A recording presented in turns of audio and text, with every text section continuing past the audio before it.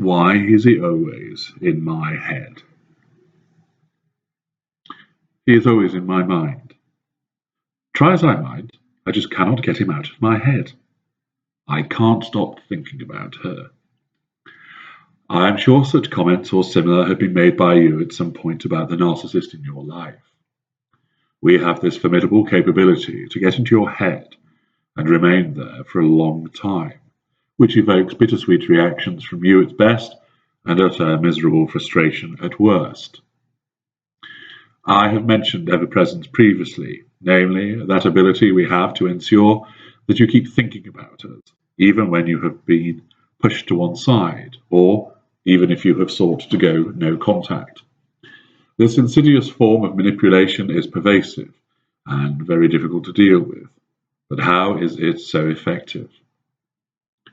Like much of our effectiveness, it actually comes down to you. As an empathic individual, you are much more susceptible to our method of remaining in your mind, which is achieved by encoding.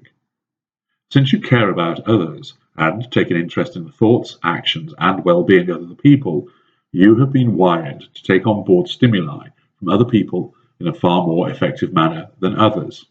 Take my kind, for example. We are so focused on ourselves and what we need that we are not wired to be especially encoded by what others do. Our minds are nearly impervious to the actions of others. It is as if they are so full of what we do and what we want that there is no room for anything or anyone else.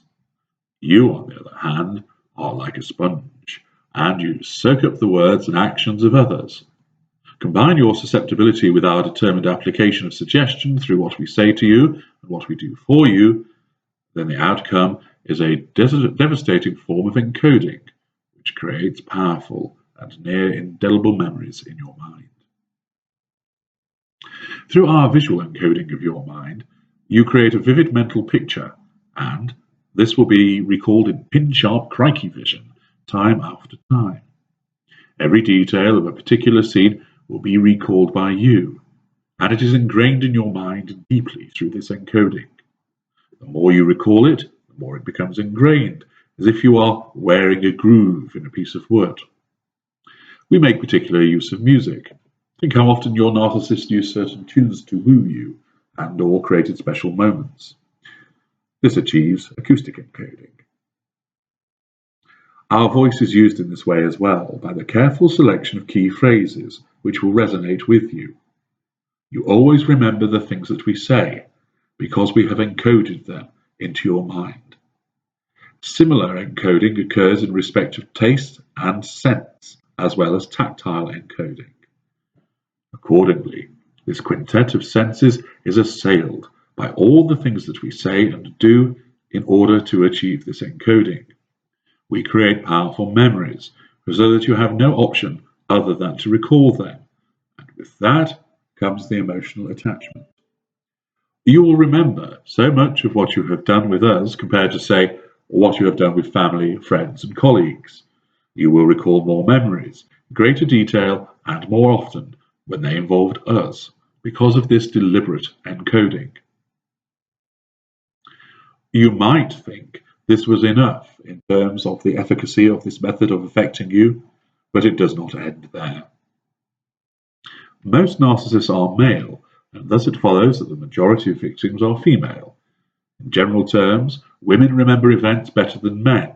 Men have better spatial memories, and therefore most of our victims are genetically predisposed to remember all those occasions and dates that they spent with us in such detail. Females remember pleasant memories in better detail than men.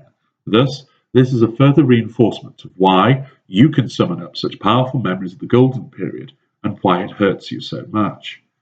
Conversely, in general terms, men remember unpleasant events better than women, who tend to recall them in a blurred manner. This is why, despite the abuse you have suffered, the golden period memories tend to triumph. It is not the case with everyone, admittedly, but generally this holds good.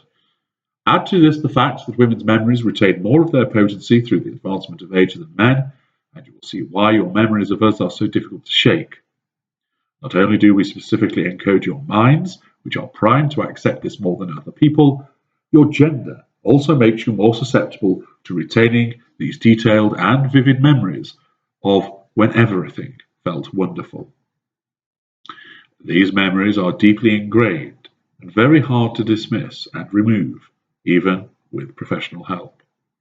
Combine this efficacy with the fact that we leave you exhausted and broken, it is little wonder you cannot shift us from your minds. Everyone knows how difficult it is to think straight when you are tired.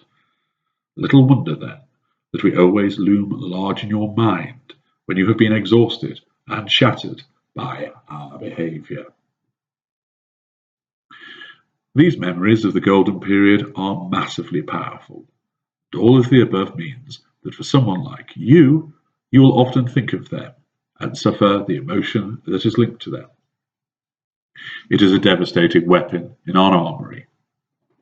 Pretty powerful, pretty memorable, yes?